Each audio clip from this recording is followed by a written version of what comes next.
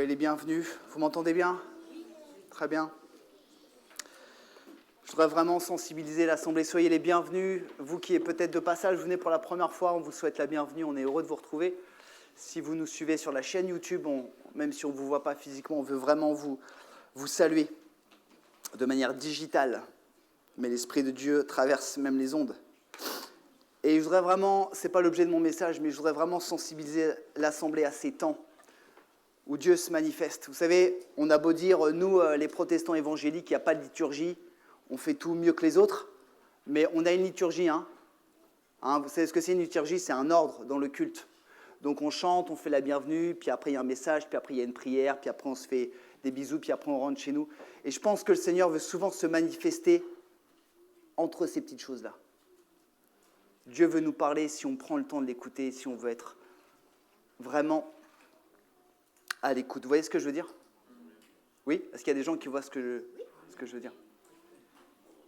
Et prenons vraiment le temps d'être à l'écoute de ce que le Seigneur veut faire ce matin, ce que Dieu veut parler. Dieu veut parler.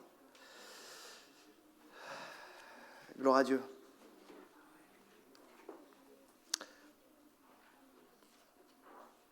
Et le thème du message, justement, c'est le message de Dieu. J'en ai pas fait exprès en plus. Dieu veut parler, Dieu veut se révéler à chacun d'entre nous, à condition que nous voulions l'écouter. Je voudrais parler du message de Dieu ce matin. Et vous savez, Dieu parle, et quand il parle, Dieu ne parle pas pour rien dire. Vous connaissez des gens autour de vous qui parlent pour rien dire? Apparemment non, moi j'en connais. À chaque fois que Dieu parle, chaque parole est utile. Chaque parole a un impact. Et quand Dieu parle, il ne transmet pas que des paroles. Quand Dieu parle, il transmet la vie. Il ne transmet pas des paroles de vie, il transmet la vie directement. Dès le commencement de la Bible, dès les premières pages de la Bible, il nous est dit, Genèse 1:3, au commencement Dieu parle, et Dieu dit alors que la lumière soit. Et la lumière fut. Dès le début de la parole de Dieu, Dieu parle. Et quand Dieu parle, il se passe quelque chose.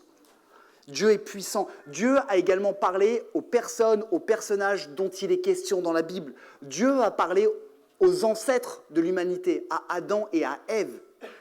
Il leur a parlé. Dieu a parlé à Abraham. Il s'est révélé à lui. Dieu a parlé à Moïse. Dieu a même parlé à l'apôtre Paul à travers Jésus. Dieu s'est révélé à différentes personnes. Et vous savez, Dieu parle au début, Dieu parle pendant et Dieu parle à la fin. Parce qu'à la fin du monde, il nous est dit, dans l'Apocalypse de Jean, chapitre 21, verset 6, Jésus dit, c'en est fait.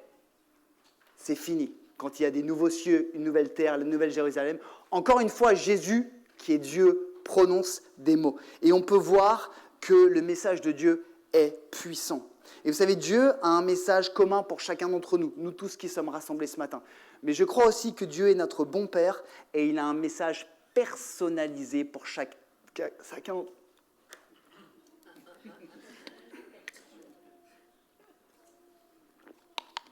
J'allais dire quoi? Chacun d'entre nous. Je n'ai pas besoin de parler en plus. Pardonnez-moi. Dieu a un message vraiment pour nous tous ce matin. C'est le même pour tous.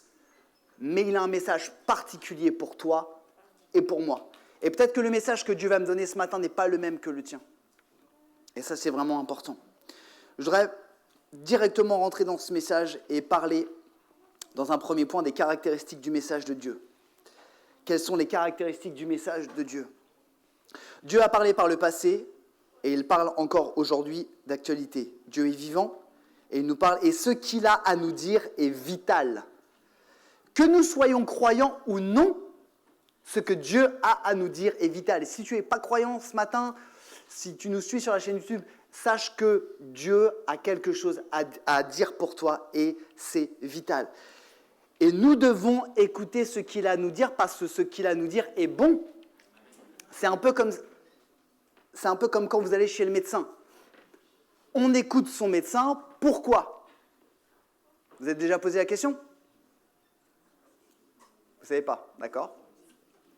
On écoute le médecin parce qu'on croit qu'il nous veut du bien et il va nous soigner. Donc si le médecin te dit de prendre des petites pilules bizarres 3 fois par jour, qu'est-ce que tu vas faire bêtement? Ouais, on va l'écouter. Et on n'écouterait pas Dieu? Donc Dieu a quelque chose de plus grand que des pilules à nous donner. Amen.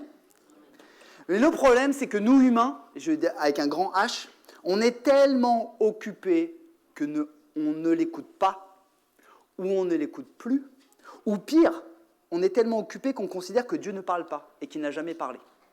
On est tellement occupés. La Bible nous dit dans Job, chapitre 33, verset 14, « Et pourtant, Dieu nous parle. Tantôt d'une manière, et puis tantôt d'une autre. Et prenez note, mais l'on n'y prend pas garde. On n'y prend pas garde. Dieu parle même si on n'entend pas clairement sa voix. Alors je ne sais pas vous, mais moi je me suis toujours dit, si un jour Dieu me parle, ça va être une grosse voix. Non, pas vous? Non, vous êtes au top. Hein. Moi, il va y avoir une grosse voix dans mon cœur ou dans mes pensées, et puis il va y avoir des éclairs. Mathias, c'est le Seigneur qui te parle. Bon, bah ça, c'est jamais passé. Et vous? Non. Mais pour autant, Dieu est grand? Dieu est grand ou pas? Ok. Dieu est le créateur de la terre? Bah donc il devrait avoir une grosse voix. Non? On n'a pas des idées reçues en disant « mais Dieu me parle, mais je n'ai pas entendu audiblement, mais Dieu ne me parle pas ». Le problème, c'est que Dieu nous parle, mais pas forcément audiblement, humainement, comme nous, on voudrait l'entendre. Comme moi, je m'attends à ce que Dieu me parle. Parler, dans l'Ancien Testament, vient de l'hébreu dabar, qui veut dire parler, déclarer, et également converser. C'est-à-dire que lorsque Dieu parle, il s'attend à ce que tu lui répondes. Dieu ne veut pas simplement parler avec toi, il veut discuter avec toi, faire une conversation. Et ça s'appelle aussi la prière. Ça s'appelle la prière. C'est pour ça que nous devons parler et écouter à Dieu. Quelques pistes ce matin pour nous montrer à travers quoi Dieu parle. Numéro 1, Dieu parle à travers la création. La création, c'est la nature. Et à travers la création, Dieu nous dit « je suis grand, je suis puissant ». Est-ce qu'il y a des gens ici qui s'émerveillent souvent devant la nature? Ouais. En ce moment, je travaille sur les côtes de la Manche pour surveiller la baignade. Et vous savez que les côtes de la Manche, il y a des falaises. Et quand je regarde ça, je me dis, mais c'est extraordinaire. C'est extraordinaire. La mer, les marées, les falaises, la pluie, le vent, enfin la Normandie, quoi. On voit la nature, l'immensité de la nature. Mais Dieu nous parle. Dieu nous dit, c'est moi qui ai créé ça. C'est moi qui ai fait ça. C'est moi qui ai mis l'Everest à plus de 8 km de haut. C'est moi qui ai fait tout ça. Romains, chapitre 1, verset 20, version Bible français courant. En effet, depuis que Dieu a créé le monde, ses qualités invisibles, c'est-à-dire sa puissance éternelle et sa nature divine, se voient fort bien quand on considère ses œuvres. Quand on considère ses œuvres. Les humains sont donc inexcusables parce qu'on est devant la nature et on peut voir que c'est Dieu. Alors oui, certains croient qu'il s'est passé ci, s'est passé ça. Oui, peut-être une évolution, oui. Mais la création, c'est quand même le grand architecte qui l'a fait. Dieu nous parle.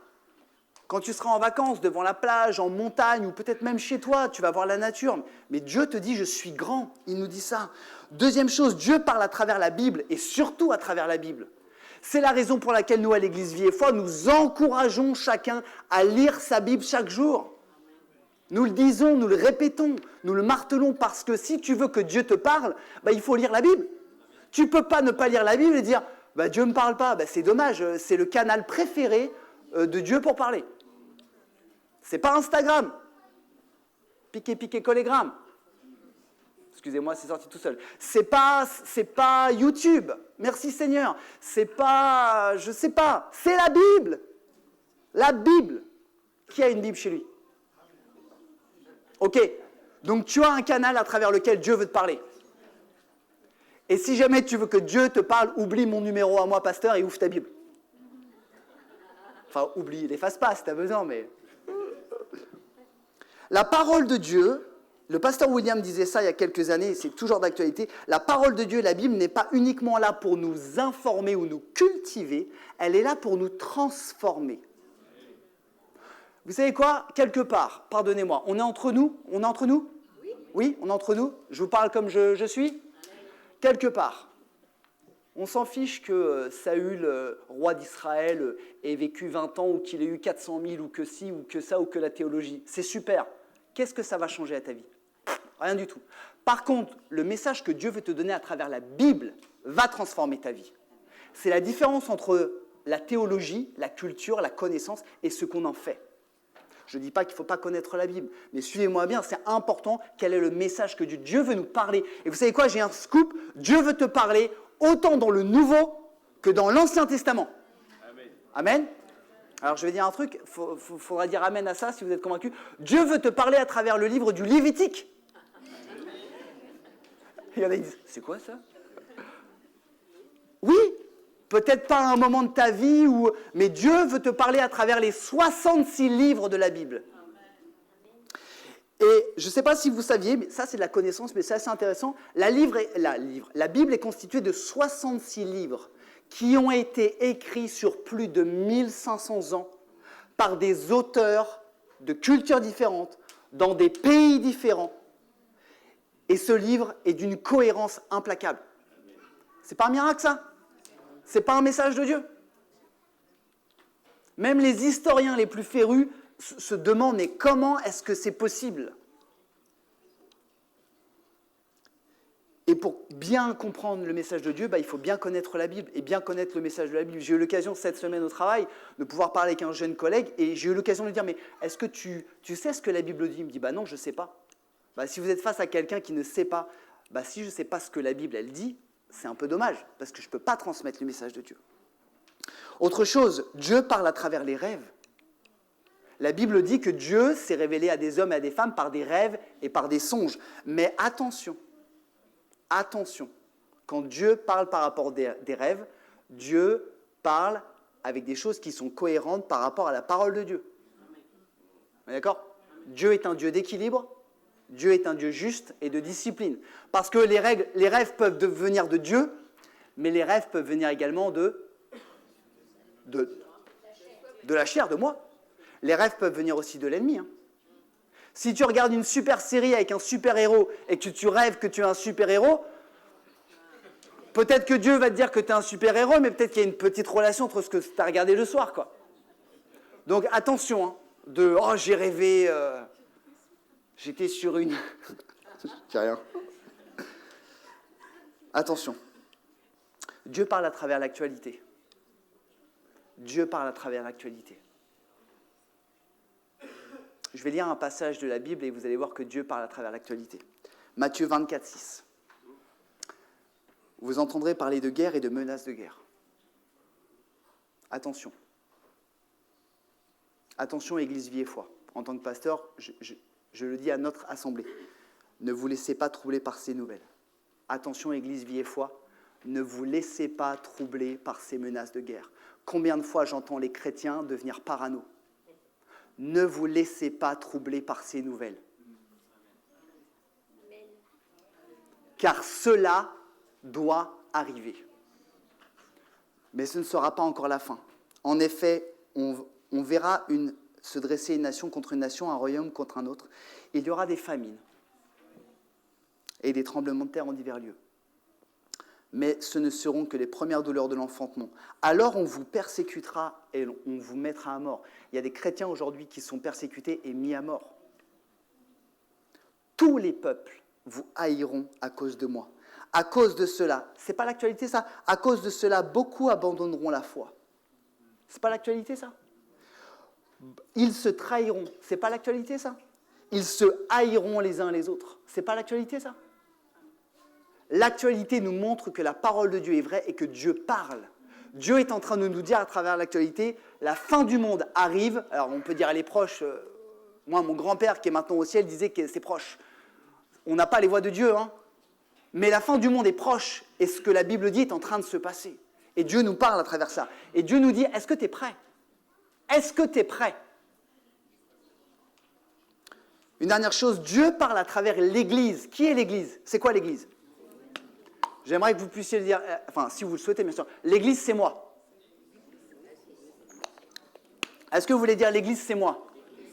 Ok? Je crois que Dieu peut parler à travers moi. Non, je n'ai pas dit de dire Amen, j'ai dit de le répéter. Je taquine. Je crois que Dieu peut parler à travers moi. Bon, maintenant, pensez-le, quoi. Croyez-le. Est-ce que tu crois que Dieu peut parler à travers toi? Quand tu lis la Bible, quand il est parlé des dons du Saint-Esprit, quand il est parlé de prophétie, quand il est parlé de paroles de sagesse, paroles d'encouragement, le Saint-Esprit utilise quoi? Des hommes et des femmes, disciples de Jésus, donc toi, donc moi. Et donc Dieu peut parler à travers toi, à condition, bien sûr, que tu sois consacré et que tu sois un vase dans lequel le Seigneur peut habiter. Bien sûr, Dieu ne parle pas à travers n'importe qui. Et faisons aussi attention. Je tiens à nous encourager et à nous avertir. Faisons preuve de discernement.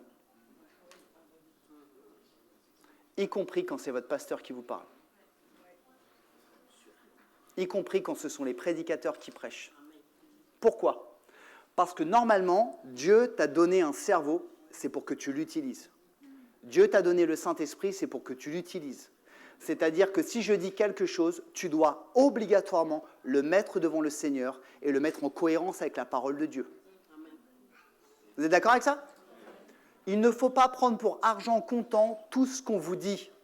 Même si c'est un chrétien, même si c'est un pasteur, même si c'est un prophète, même si c'est un apôtre, même si c'est tout ce que vous voulez, seul l'Esprit de Dieu confirme ou pas. Amen? Attention à ça, ne prenons pas pour argent comptant le nombre de personnes qu'on fait n'importe quoi en disant « le Seigneur m'a dit que ». Oh, le Seigneur m'a dit que. Le Seigneur m'a dit que tu devais me donner ta maison. Oui, pasteur. Ok, pasteur, tu vas me donner ta maison, je vais me mettre devant le Seigneur, je vais voir s'il me confirme un peu à moi d'abord. Faisons attention, le Seigneur m'a dit que. Discernement. Amen? Deuxième point, dernier point. Quel est le contenu du message de Dieu? J'ai dit tout à l'heure, Dieu a un message commun pour nous, mais c'est notre Père Céleste et il parle à chacun d'entre nous particulièrement et j'ai à cœur quelques messages et je prie vraiment que le Saint-Esprit peut-être vous parle ou vous encourage ce matin. Quelques exemples de ce que Dieu veut certainement nous dire ce matin. Le premier message que Dieu veut te dire ce matin, c'est « Je t'aime ». Je t'aime, tu as de la valeur et tu vaux beaucoup plus que ce que tu ne crois. Je vais le répéter, je t'aime. C'est pas moi qui le dis, hein. Moi j'aime qu'Isabelle. Hein. Je préfère vous le dire. J'aime le Seigneur, je vous aime, mais ma femme d'abord. Le Seigneur ton Dieu te dit « Je t'aime ». Tu as de la valeur. Tu vaux beaucoup plus que ce que tu ne crois ou que ce que les gens disent que tu vaux. Amen. Dieu nous a créés à son image. Nous sommes une création parfaite. Bien sûr, nous avons été pervertis par le péché, mais nous sommes créés à l'image de Dieu. Et Dieu nous montre son amour. Deux choses qui nous montrent que Dieu nous aime énormément. La première chose, c'est que Dieu a envoyé Jésus pour nous sauver et nous pardonner de nos péchés. Dieu aurait pu envoyer un ange. Dieu aurait pu... Il a donné ce qu'il avait de mieux. Généralement, quand tu donnes ce que tu as de mieux, c'est parce que ce que tu as en face, ça a beaucoup de prix, non? Oui ou non? Donc si Dieu a donné Jésus pour toi, c'est que tu as beaucoup de valeur aux yeux de Dieu. Arrête de regarder les autres. Toi, et je voudrais pouvoir regarder tout le monde dans les yeux et leur dire avec amour de la part du Seigneur, tu as beaucoup de valeur. Et Dieu veut te dire ce matin, je t'aime. Je t'aime, j'ai envoyé Jésus pour toi, pour te sauver. La deuxième raison qui nous montre que Dieu a beaucoup d'amour pour nous, c'est qu'il ne s'arrête pas de nous pardonner. Vous vous rendez compte, le dimanche, on va au culte, Seigneur, c'est bon. Le dimanche après-midi, on pêche. Pas vous? Moi aussi. Non?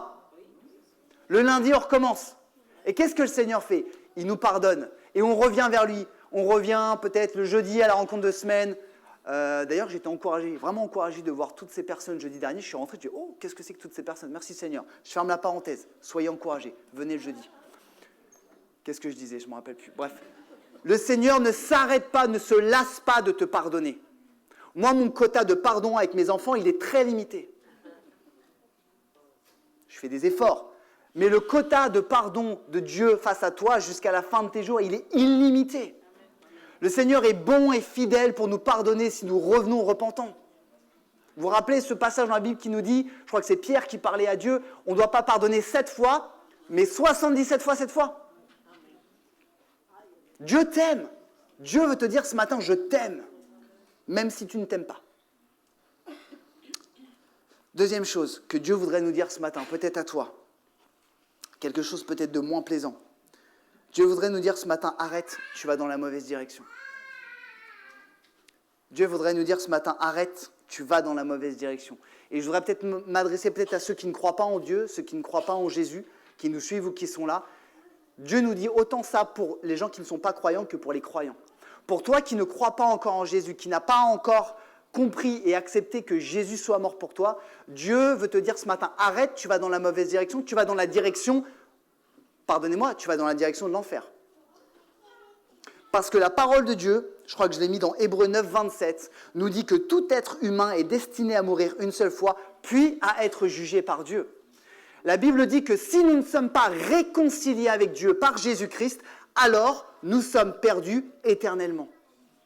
Et le message de l'Évangile qu'on aime prêcher à EVF, amen? Ouais, super. Qu'on aime prêcher à EVF, amen? C'est soyez réconciliés avec Dieu par Jésus-Christ. Soyez sauvés. Soyez sauvés. Et Dieu veut te dire ce matin, prends conscience que tu es pécheur, que tu es mauvais, mais que je t'aime et que j'ai donné Jésus pour toi. Ça, c'est pour peut-être ceux qui ne connaissent pas Jésus. Mais le Seigneur a toujours quelque chose pour ses enfants, y compris pour les croyants. Et il peut dire aussi aux croyants ce matin réunis, moi le premier peut-être, arrête, tu vas dans la mauvaise direction. Peut-être en tant que disciples de Jésus, nous empruntons le mauvais chemin, nous allons dans la mauvaise direction, nous avons une mauvaise attitude, nous avons un mauvais état d'esprit. Et ce n'est pas comme ça que doit être un disciple de Jésus.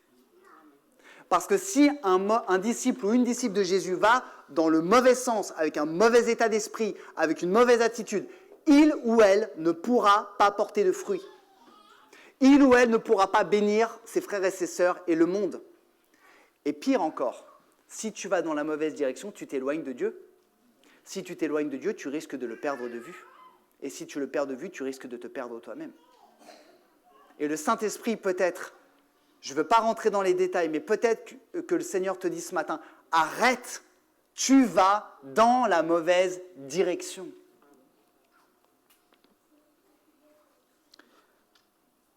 On relit Job 33, la suite du verset, rapidement.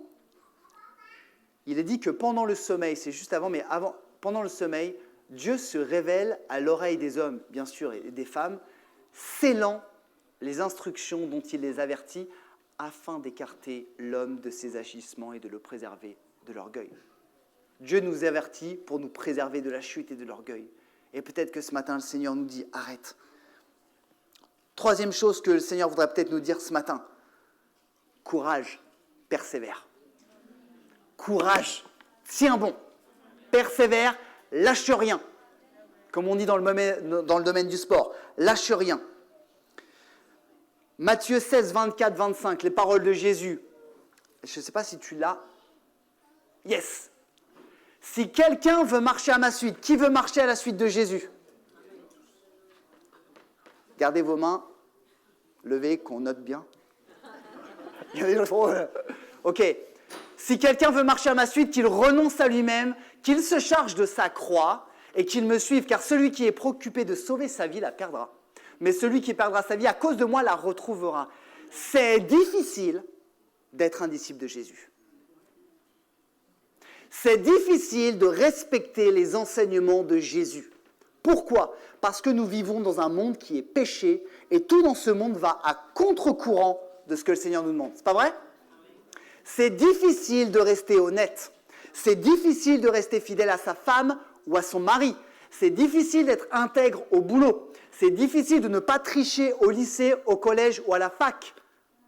Pourquoi? Parce que nous vivons dans un monde pécheur. Et suivre Jésus a un coût. Et c'est difficile de suivre Jésus. Ouais, vous êtes d'accord avec ça? Mais pourtant, le Seigneur te dit persévère, tiens, prends courage, parce que moi, l'Éternel, moi, le Seigneur, je le vois. Et je récompense celui ou celle qui me craint et qui me respecte. Restons honnêtes, restons intègres, restons fidèles. Continuons à rendre le bien pour le mal, même si c'est dur, parce que le Seigneur le voit. Le Seigneur veut nous dire, un peu comme il a dit à Josué quand il a pris la suite de Moïse, je pense que vous connaissez ça, fortifie-toi et prends courage. Fortifie-toi et prends courage. Et je voudrais conclure par un dernier point. Merci David.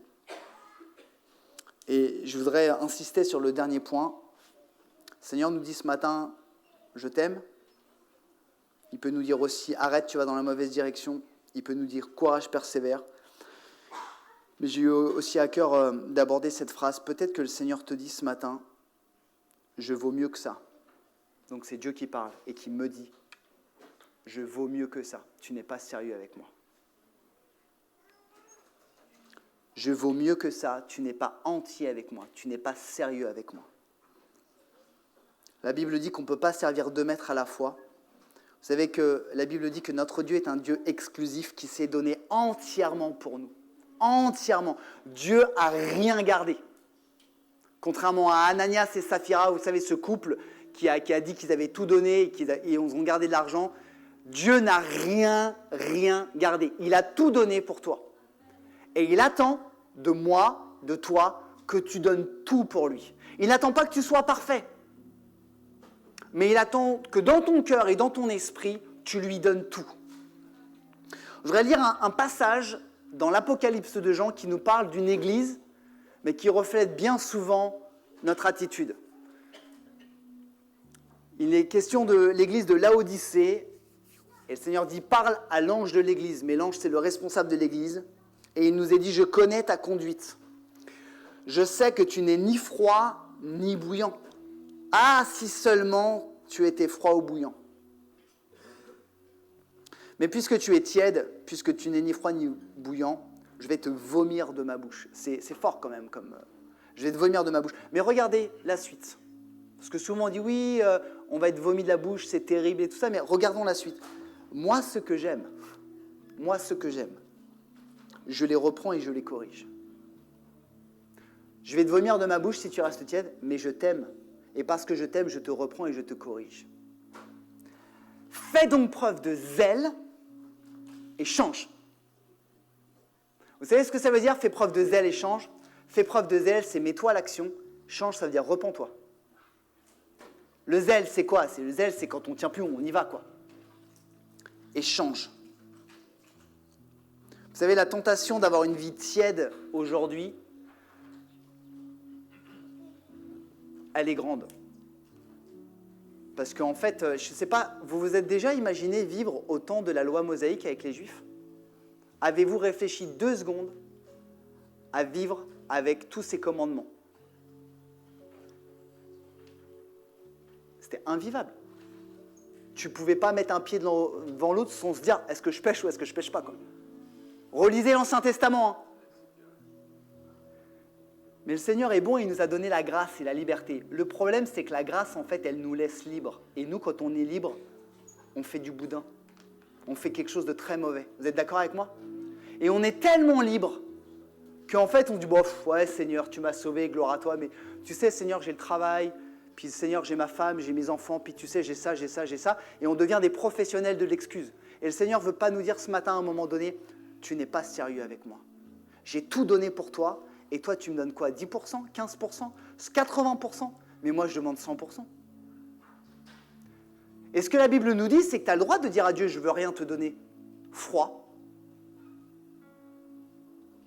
Mais 80 ou 90, ce n'est pas assez. Le Seigneur veut tout de moi, veut tout de toi.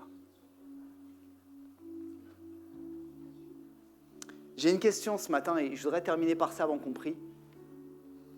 La question que je nous invite tous à nous poser, c'est suis-je au meilleur de ce que je peux donner et de ce que je peux faire pour Dieu aujourd'hui? Ce n'est pas à ta femme de répondre, ce n'est pas à toi, ce n'est pas à tes parents, c'est à toi-même de répondre. Suis-je au meilleur de ce que je peux donner pour Jésus-Christ aujourd'hui? Et j'ai une deuxième question qui est encore plus importante. Si la réponse est non, non, je ne suis pas au top, pourquoi est-ce que tu ne fais rien pour changer? Et je me la pose à moi. Non, je ne suis pas au top, je suis au top, mais si je ne suis pas au top, pourquoi est-ce que je me complais dans cette situation? Pourquoi est-ce que je me complais, pardonnez-moi, dans la médiocrité spirituelle?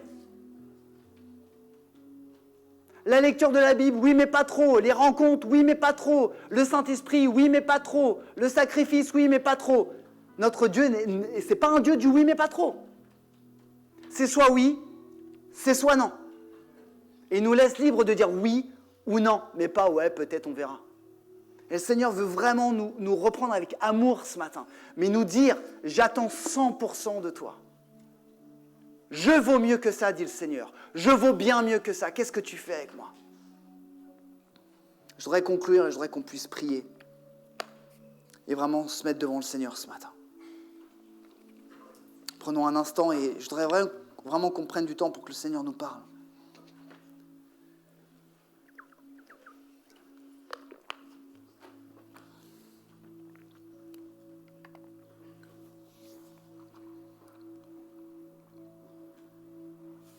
Je voudrais donner l'opportunité à chacun de pouvoir peut-être sonder son cœur, de réfléchir sur ces paroles. Et sans aucun jugement de ma part, j'ai voulu simplement transmettre ce que j'avais sur le cœur. Je t'encourage à laisser le Saint-Esprit te parler, t'encourager, te reprendre. Et prenons quelques instants de silence pour que le Seigneur se révèle à nos cœurs.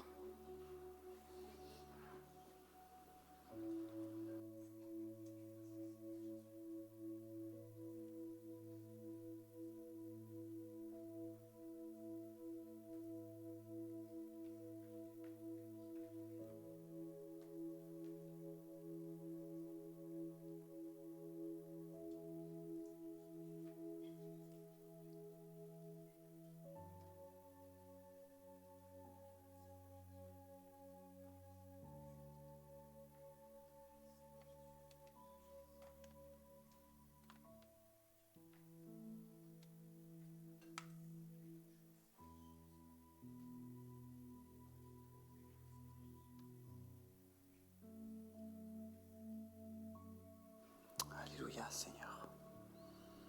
Je veux vraiment être à ton écoute, Seigneur.